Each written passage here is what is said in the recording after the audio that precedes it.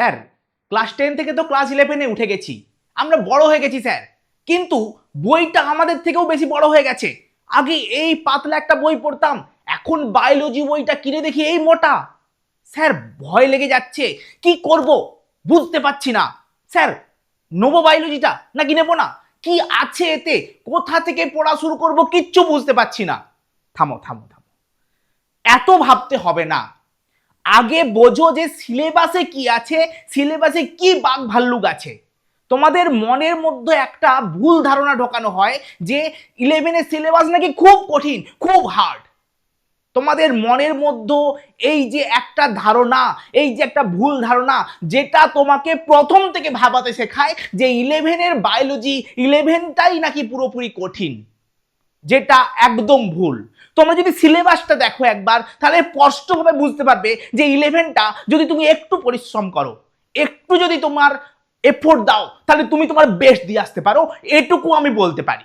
চলো দেখো সিলেবাসটা দেখো আগে কি আছে। আচ্ছা তুমি বলো তো, তোমাদের যাদের কঠিন মনে হচ্ছে, যাদের মনে হচ্ছে যে বায়োলজিটা খুব কঠিন লাগছে, এত বইটা নিয়ে কি করব, তুমি দেখো তো এগুলোকে কি তুমি চেনো? তুমি কি চেনো? দেখো আমাদের 3টা ইউনিট রয়েছে, ইউনিট 1, ইউনিট 1, ইউনিট 2, ইউনিট 3, ঠিক আছে? কি আছে ইউনিটে, কি বাঘ ভাল্লুক আছে একবার দেখো।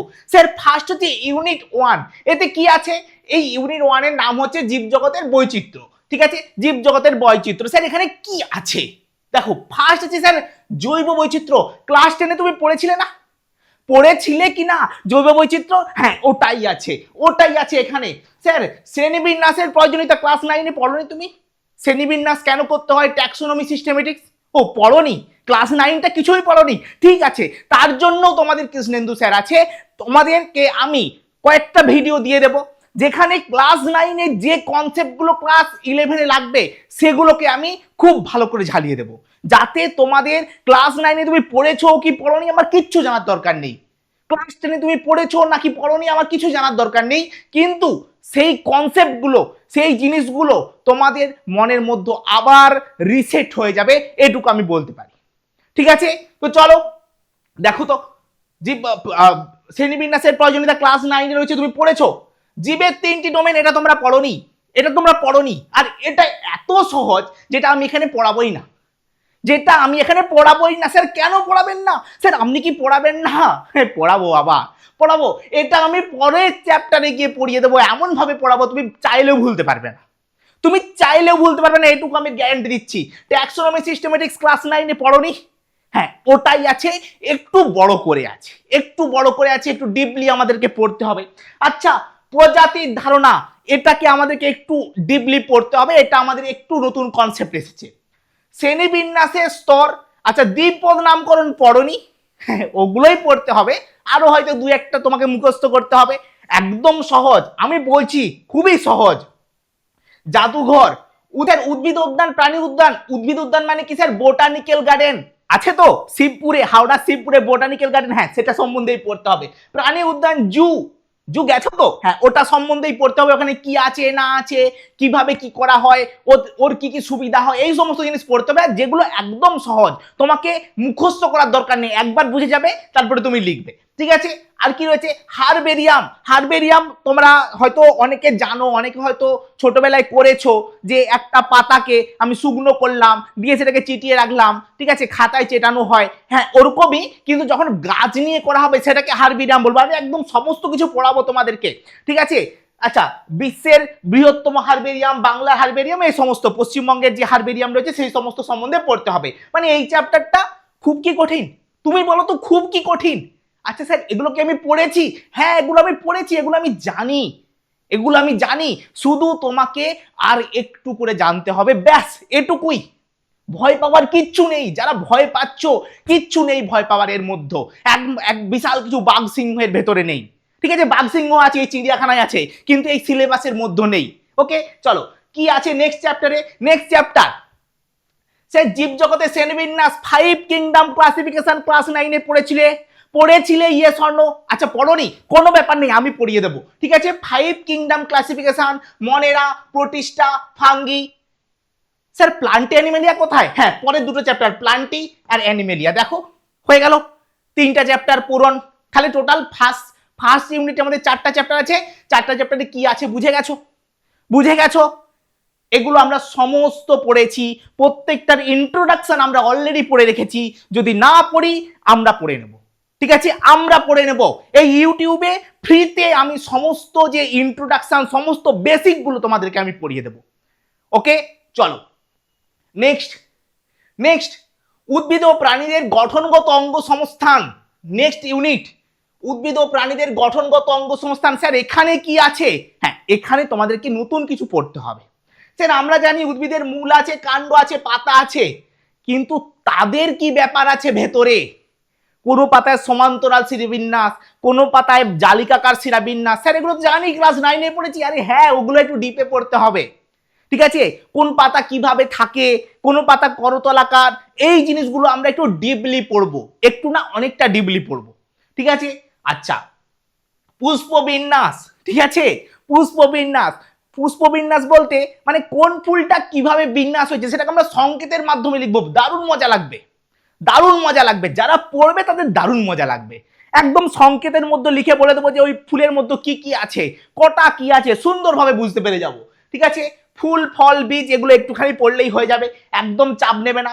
আচ্ছা, উদ্ভিদের পরিবার সমূহ সম্বন্ধে আমাদেরকে পড়তে হবে। স্যার আমাদের তো পরিবার আছে, উদ্ভিদের নেই। হ্যাঁ, উদ্ভিদেরও আছে, সেটা সম্বন্ধে আমাদেরকে একটুখানি পড়তে হবে, যেটা আমাদের কাছে সম্পূর্ণ নতুন। কিছু তো নতুন শিখতে হবে রে বাবা, বড় হয়েছো, কিছু তো শিখতে হবে। নেক্সট, সপুষ্প উদ্ভিদের সারিস্থানিক গঠন। এখানে কি কি পড়বো? উদ্ভিদের কলাতন্ত্র পড়েছিলে, প্যারেনকাইমা, কোলেনকাইমা, স্ক্লেরেনকাইমা। হ্যাঁ, ওগুলোই আছে। একটু আরো ডিপ করে পড়বে তুমি, প্যারেনকাইমা, কোলেনকাইমা, স্ক্লেরেনকাইমা, এই সমস্ত জাইলেম, ফ্লোয়েম, এই যান্ত্রিক কলাতন্ত্রের মাধ্যম মানে কি স্যার? জাইলেম, ফ্লোয়েম, ব্যাস পড়েছিলে তো? আরে বাবা, ওইগুলোই, ঠিক আছে? দ্বিবীজপত্রী, একবীজপত্রী। তুমি বলো কঠিন লাগছে এই জিনিসগুলো? নেক্সট অধ্যায় 7-এ কি আছে? প্রাণী, এপিথেলিয়াল টিস্যু, যোগকলা, পেশিকলা, স্নায়ুকলা, ক্লাস 9-এ ছিল এগুলো, সেই সমস্তই রয়েছে। ব্যাং সম্বন্ধে আমাদেরকে একটুখানি পড়তে হবে, যেটা আমাদের কাছে সম্পূর্ণভাবে নতুন, ঠিক আছে? ব্যাং সম্বন্ধে পড়তে হবে, খুব ভালো লাগবে। আমি বলছি তোমার খুব ইন্টারেস্টিং লাগবে, এটুকু গ্যারান্টি দিতে পারি। আর এই উদ্ভিদের কলাতন্ত্র যেগুলো আমাদের কাছে নতুন পড়তে হবে না, যে একটা কাণ্ডের গঠন, ঠিক আছে, কাণ্ডের গঠন, একটা মূলের গঠন, ওগুলো আমি 3Dর মাধ্যমে তোমাকে সুন্দর করে বুঝিয়ে দেবো। তোমাকে বোঝানোর দায়িত্ব আমার। তুমি একবার ক্লাসটা করে নেবে, তোমার আর একটাও ভুল হবে না, একটাও কোথাও বাইরে যাবে না, এইটুকু আমি বলতে পারি। প্রত্যেকটা 3Dর মাধ্যমে আমি তোমাকে বোঝাবো, ঠিক আছে? চলো নেক্সট কোষের গঠন ও কার্য। এই চ্যাপ্টারটা দেখলে তোমরা ভাববে হাই, এগুলোও আছে 11-এ? হ্যাঁ, ক্লাস 10-এ সদ্য পড়ে এসেছো। এটা তো ক্লাস 9-এ পড়েছো। কোষ জীবনের একক, কোষ তত্ত্ব, এটা একটু নতুন, এটা একটু পড়ে নেবো। আচ্ছা, অনেকে 9-এ এটা পড়েও নিয়েছে, ঠিক আছে? অলরেডি 9-এ অনেকে পড়েও নিয়েছো, এগুলো একটু ডিপে আমাকে পড়তে হবে। প্রোক্যারিওটিক, ইউক্যারিওটিক কোষের গঠন পড়োনি? জানো না তোমরা? জানো না? একদম সহজ, আমি বলছি শোনো।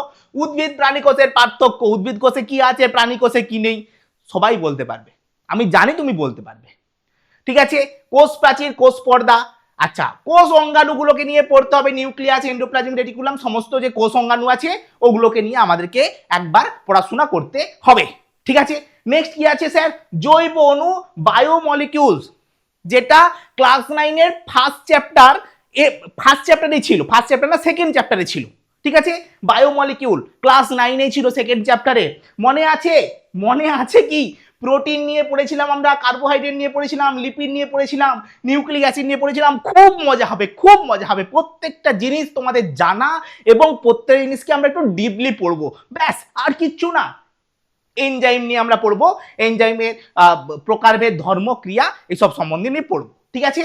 নেক্সট চ্যাপ্টার, আমাদের টোটাল 10টা চ্যাপ্টার, এবং লাস্ট চ্যাপ্টার হচ্ছে একদম ওপি চ্যাপ্টার, ঠিক আছে? ওপি চ্যাপ্টার একদম খতরনাক চ্যাপ্টার, খুব কঠিন। আরে ভাই, কঠিন নয়, একদম সহজ। কোষ চক্র পড়েছিলে? যারা তো আমার কাছে পড়েছিলে তাদের আর আলাদা করে কিছু পড়ার দরকার নেই। যারা আমার কাছে পড়েছিলে আলাদা করে কিছু পড়ার দরকার নেই, তোমাদেরকে আমি এই সিলেবাসই পড়িয়েছি, এই সিলেবাসে তোমাদেরকে আমি ক্লাস 10-এ পড়িয়েছি। আর যারা পড়োনি, চিন্তা করার দরকার নেই, তোমাকে আবার পড়িয়ে দেওয়ার দায়িত্ব আমার, ঠিক আছে? বেসিক কোর্সেও পড়াবো, প্লাস তোমাদের এই চ্যাপ্টার যখন আসবে তখনও আমি পড়াবো, ঠিক আছে? আচ্ছা, মাইটোসিস, মিওসিস একদম সহজ, আমি যেগুলো পড়িয়েছি ওগুলোই আবার পড়াবো, ব্যাস, আর কিচ্ছু নেই বাবু, এই সিলেবাসে আর কিচ্ছু নেই। খুব সহজ, খুব সহজ, কিন্তু তুমি যদি না পড়ো, তুমি যদি ঠিক টিচারের কাছে না পড়ো, তোমার কাছে ওটাই কঠিন হয়ে যাবে। ঠিক আছে, আমি বারবার বলি টিচার ঠিকঠাকভাবে চুজ করবে। ঠিক আছে, তুমি তোমার সাথে মানে তুমি যার কাছে বুঝতে পারো তার কাছে পড়াশোনা করো, দেখবে এই সিলেবাসটা কিচ্ছু মনে হবে না, কিচ্ছু মনে হবে না। খুব সহজ সিলেবাস, প্রত্যেকটা জিনিস আমরা জানি আগে থেকে, প্রত্যেকটা জিনিস আমাদের আগে থেকে মাথায় রয়েছে অল্প অল্প করে। আর যদি না থাকে আমি পড়িয়ে দেব ইউটিউবে সম্পূর্ণ ফ্রিতে, একদম টাকা নেব না ওটার জন্য। ঠিক আছে, আর যদি কেউ আমার কোর্সে ভর্তি হতে চাও, কেউ আমার কাছে পুরো সিলেবাসটা পড়তে চাও, একদম দুর্দান্তভাবে পড়তে চাও, প্রত্যেকটা জিনিস তুমি ফিল করতে চাও, বায়োলজি তুমি শিখতে চাও, তাহলে এই কোর্সটা তোমাদের জন্য রয়েছে, তোমরা নিতে পারো। ঠিক আছে, বায়োলজি সেকেন্ড সেমিস্টারের কোর্স। ঠিক আছে, এটা বোর্ড প্লাস বোর্ড আর নিট এক্সামের ওপরে ভিত্তি করে এই কোর্সটা রয়েছে। আমি যখন তোমাদেরকে পড়াবো প্রত্যেকটা জিনিস তুমি একদম ফিল করবে, এটুকু গ্যারান্টি, এটুকু গ্যারান্টি। আর এই কোর্সটা নেওয়ার পরে তোমার মনে হবে আমি সেকেন্ড সেমিস্টারের কোর্সটা সবার আগে নিয়ে নিই, এটাও আমার গ্যারান্টি। ঠিক আছে, আচ্ছা যদি কোর্স কিনতে গিয়ে কোনো সমস্যা হয় তাহলে এই নাম্বারে তুমি হোয়াটসঅ্যাপ করতে পারো। আর কোর্স কিনবো কিভাবে তার একটা ভিডিও আমি দিয়ে দিয়েছি, সেই ভিডিওটা তোমরা একবার দেখে নিও যে তোমরা কিভাবে কোর্সটা কিনবে। তোমার মনে আরো যা যা ডাউট রয়েছে যে স্যার পারবো কি আমি, মানে তোমাদের মনে এখনো কি প্রশ্ন আছে, এখনো কি সংশয় আছে তুমি পারবে কিনা, বায়োলজি পুরো সিলেবাসটা দেখিয়ে দিলাম। আর যারা যারা এখনো ভাবছো স্যার বায়োলজিটাকে নেবো কিনা, আমি বলছি নিয়ে নাও, নিয়ে নাও, নইলে ঠকবে, নিয়ে নাও নইলে ঠকবে।